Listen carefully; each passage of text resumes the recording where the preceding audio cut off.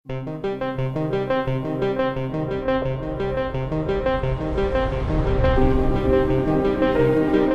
कराई गई है ताकि समाज में ये संदेश जाए कि अपराधियों से भयभीत होने की आवश्यकता नहीं है। दोस्तों नमस्कार, जनमंच हरियाणा पर आपका एक बार फिर से स्वागत है।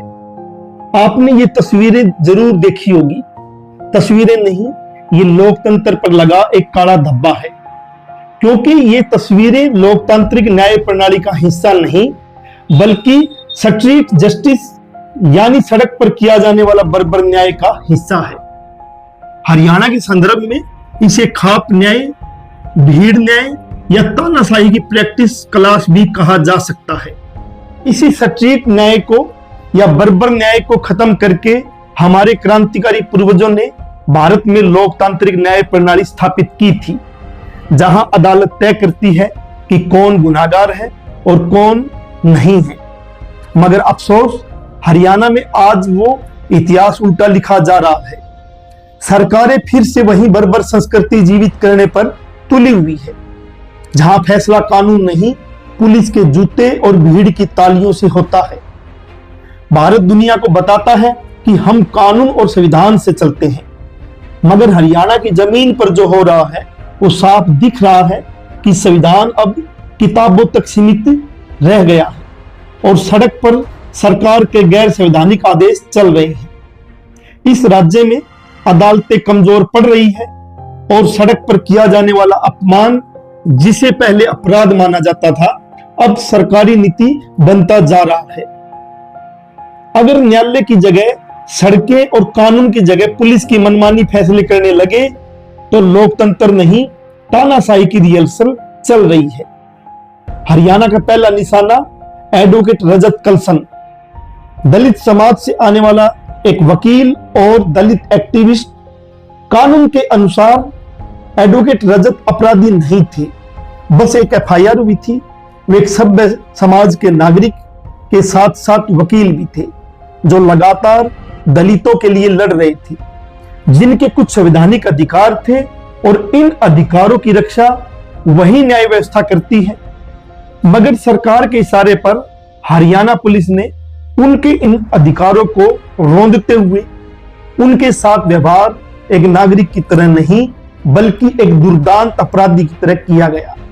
उन्हें टुकड़ों बैठाया गया, उनकी तस्वीरें खींची गई और यह सब एक सोची समझी सार्वजनिक बेइज्जती की कार्रवाई थी। ये तस्वीरें सरकारी दस्तावेज में नहीं बल्कि जोड़ा छाप, यूट्यूबर या पत्रकारों के जरिए सोशल मीडिया और न्यूज चैनलों पर फैलाई गई। अखबारों ने सवाल उठाने की बजाय इसे ऐसे ही छाप दिया, मानो सरकार ने किसी दुर्दांत अपराधी को पकड़ लिया हो। और सबसे शर्मनाक हकीकत, ये जातीय आनंद का उत्सव बन गया। हरियाणा के कई इलाकों में इस गिरफ्तारी पर मिठाइयां बांटी गई। यह न्याय नहीं था, यह सत्ता की जहरीली जातीय राजनीति का तमाशा था, जिसमें कानून जलता रहा और सरकार अपनी रोटियां सेकती रही। कुछ जातिवादी मानसिकता के लोग मिठाई बांट सरकार की वाह वाह करते रहे। सरकार इस कृत्य से हरियाणा के बहुमत जाटों को खुश करने में कामयाब रही। अब बारी थी गैर जाट मतदाताओं को साधने की। एडवोकेट रजत कलसन के सार्वजनिक अपमान से जहां बहुमत जाट समाज को सांत्वना और संतुष्टि दी गई, वहीं इसके बाद सरकार को यादव, गुर्जर, सैनी, ब्राह्मण, बनिया, पंजाबी और अन्य गैर जाट समुदायों की भावनाएं भी साधनी थी। इसके लिए चुना गया दलजीत सिसाई। दलजीत सिसाई जो अपराधिक किस्म के साथ साथ जातीय दंगों में शामिल रहा है, उसको झज्जर जेल से प्रोटेक्शन वारंट पर फांसी लाया गया और फिर हाथों में हथकड़ी लगे बाहरी पुलिस बल के बीच दलजीत सिहाग को फांसी के बाजारों में घुमाया गया। आगे आगे मीडिया के कैमरे और दोनों तरफ बाजार की तमाशबीन जनता, मानो अदालत नहीं भविष्य में सड़क ही फैसला सुनाया करेगी। अब सवाल यह है, फांसी ही क्यों चुना गया? क्योंकि फांसी जाट आंदोलन के दौरान जाट बनाम गैर जाट की हिंसा का स्थान रहा है। दलजीत सिसाई पर एक गुर्जर युवक की हत्या का मामला दर्ज हुआ और उसी में सजा भी सुनाई जा चुकी है। यानी यह परेड अपराध की सजा नहीं थी, यह जातीय संदेश था। सरकार एक तीर से दो निशाने लगा रही थी। जाटों को एडवोकेट रजत कलसन पर कार्रवाई से खुश करो, गैर जाटों को दलजीत साय को घुमाकर खुश कर दो। यह न्याय नहीं, जातीय बैलेंसिंग की सरकारी नौटंकी थी। इसके बाद रेवाड़ी, यहां एक गुर्जर युवक पर फिरौती मांगने का आरोप था। कोर्ट ने अभी तक कुछ तय नहीं किया, मगर पुलिस ने सब तय कर दिया। पहले सिर गंजा, फिर महिला की स्कर्ट पहनाई, फिर हथकड़ी और बाजार में घुमाना। सरकार को बताना चाहिए, क्या महिला का वस्त्र अपमान का प्रतीक है? क्या स्त्री होना उसकी नजर में मजाक है? क्या ये कार्रवाई अपराध रोकने के लिए थी या मर्दवादी मानसिकता का सरकारी प्रदर्शन? ये शक्ति नहीं, लोकतंत्र का पतन है। ऐसे ही टोहाना में पवन नाम के यूट्यूबर को पुलिस ने हथकड़ी लगाकर बाजार में घुमाया। यहां भी अपराध साबित नहीं, कोर्ट का कोई आदेश नहीं, मगर परेड जरूर। सोशल मीडिया संचालकों को भी संदेश, औकात में रहो। हरियाणा पुलिस अब कानून की रक्षा नहीं कर रही, वह सरकार के इशारे पर लोकतंत्र को सत्ता के नशे में कुचलने की कार्रवाई कर रही है। रोहतक में ऑनर किलिंग के आरोपियों के साथ जो हुआ, बर्बर समाज का एक आईना ही है। पहले आरोपियों का एनकाउंटर का ड्रामा हुआ, पांव में गोली मारी गई। इसके बाद घायल अवस्था में उन तीनों को हथकड़ी लगा शहर में घुमाया गया। आमतौर पर पुलिस एनकाउंटर के दो ही नतीजे होते हैं, या तो आरोपी मारा जाता है या गोली लगकर घायल हो जाता है। मौत वाली गोली हमेशा सीधे सीने या सर में लगती है और घायल करने वाली गोली वो एक अद्भुत संयोग से हमेशा पांव में ही लगती है। हरियाणा पुलिस शायद दुनिया की पहली ऐसी पुलिस है जिसके पास गोली नहीं, जीपीएस वाला न्याय तंत्र होता है। उन्हें ठीक ठीक पता होता है कब गोली सर में मारनी है और कब पैर में मारनी है। ये वैज्ञानिक करिश्मा है या सत्ता प्रेरित चयन?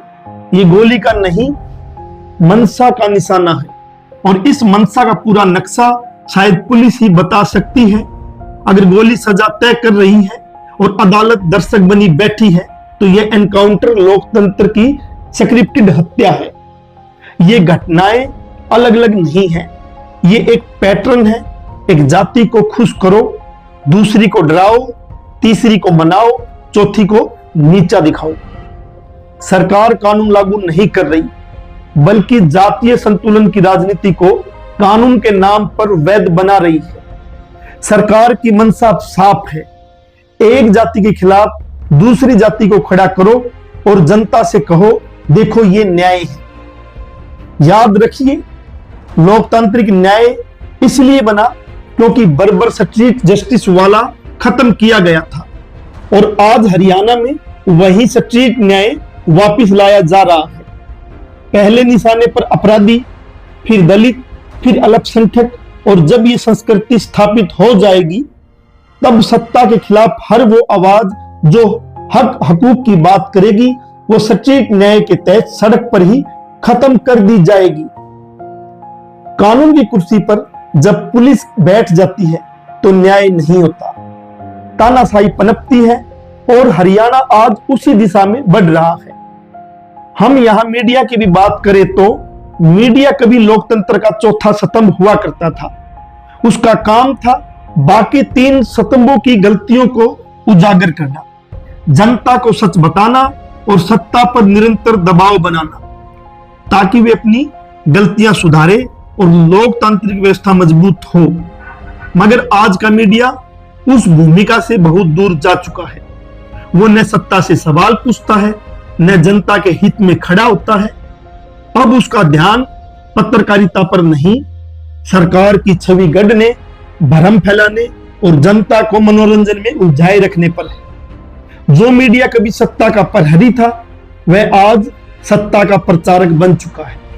जो कभी सवाल करता था, वो अब ताली बजाता नजर आ रहा है, और जो कभी लोकतंत्र को बचाता था, वह आज गोदी मीडिया और मनोरंजन उद्योग के बीच कहीं खो गया है। माननीय सुप्रीम कोर्ट क्या कहता है? 1980 का ऐतिहासिक फैसला प्रेम शंकर शुक्ला बनाम दिल्ली प्रशासन में सुप्रीम कोर्ट ने स्पष्ट कहा है कि सामान्य आरोपी या अंडर ट्रायल व्यक्ति को हथकड़ी लगाना पहली नजर में यह अमानवीय, अनुचित और जरूरत से ज्यादा कठोर कार्रवाई है। माननीय सुप्रीम कोर्ट ने कहा कि हथकड़ी साधारण या रोजमर्रा की प्रथा नहीं हो सकती।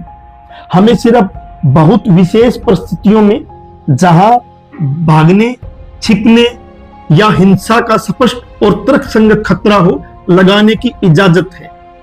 इसके बिना हथकड़ी व्यक्ति की गरिमा और संविधान में दी गई निजी स्वतंत्रता, right to life and personal liberty under article 21 का उल्लंघन है। माननीय कोर्ट ने यह भी स्पष्ट किया कि जेल या ट्रांजिट के दौरान किसी बंदी पर बेवजह हथकड़ी लगाना या वर्ग आधारित बेटर ऑर्डिनरी प्रिजनर जैसे विभाजन पर हथकड़ी लगाना संविधान के समानता के अधिकार आर्टिकल 14 के खिलाफ है। मतलब यह कि अगर पुलिस का दावा सुरक्षा कारण है, उसके लिए लिखित, ठोस, न्यायालय द्वारा मान्यता प्राप्त कारण चाहिए। हथकड़ी खुद ब खुद रूटीन या शो के लिए नहीं लगा सकते।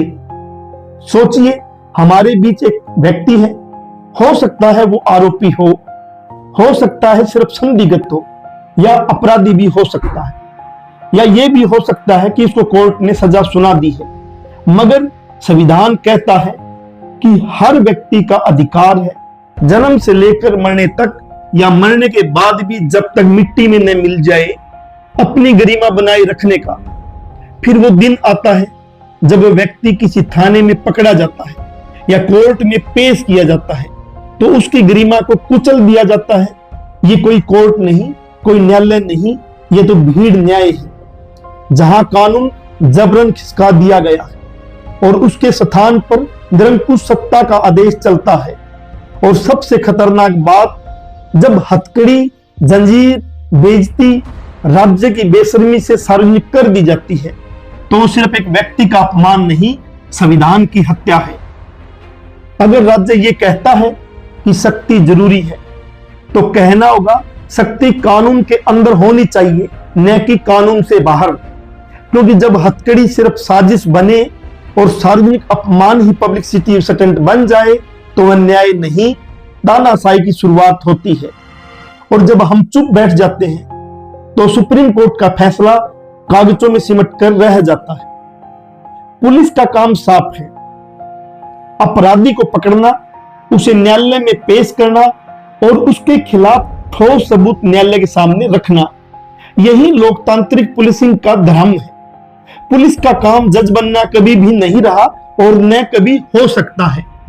मगर हरियाणा में हो रहा यह तमाशा बताता है कि पुलिस अपने दायित्वों से भटककर न्यायालय की भूमिका निभाने लगी है।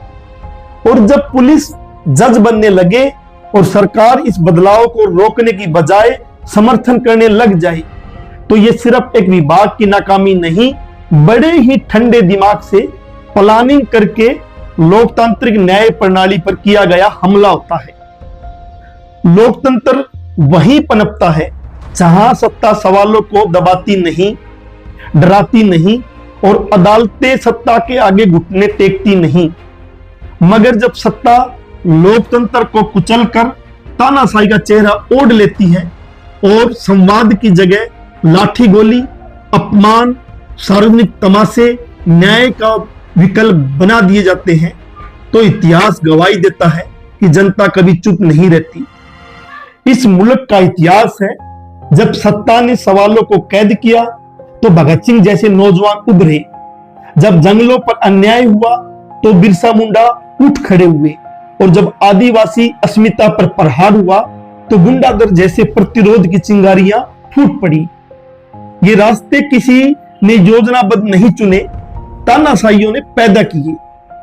लोकतंत्र को खत्म कर दीजिए, संवाद की जगह दमन दे दीजिए, कानून की जगह पुलिस का डंडा खड़ा कर दीजिए, तो जनता कभी भी सरकार के लिए पाठ नहीं पढ़ती।